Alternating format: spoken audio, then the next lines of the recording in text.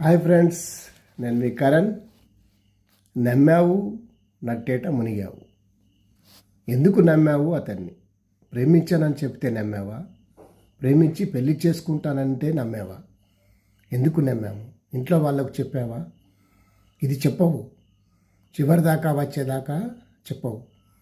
నమ్మావు, నట్టేట మునిగావు. ఇప్పుడు అనుకొని ఏం లాభం?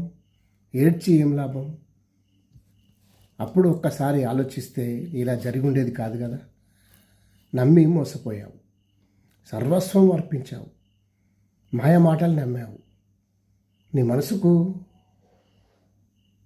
నచ్చినవాడు ఓకే, కానీ ఒక్కసారి మీ అమ్మ నాన్నకు చెప్తే ఏమవుతుండే? బాగుండేది కదా, ఇంతదాకా వచ్చేది కాదు కదా. నీ మనసు చెప్పినా కూడా నువ్వు వినలే. నలిగిపోయినా పర్వాలేదు అనుకున్నావు. అనుభవం నీకు బలం అనుకున్నావు. ఒకరిని నమ్మి నాశనం అయిపోకు. నీ మీద నీకు నమ్మకం పెట్టుకుంటే బాగుండేది.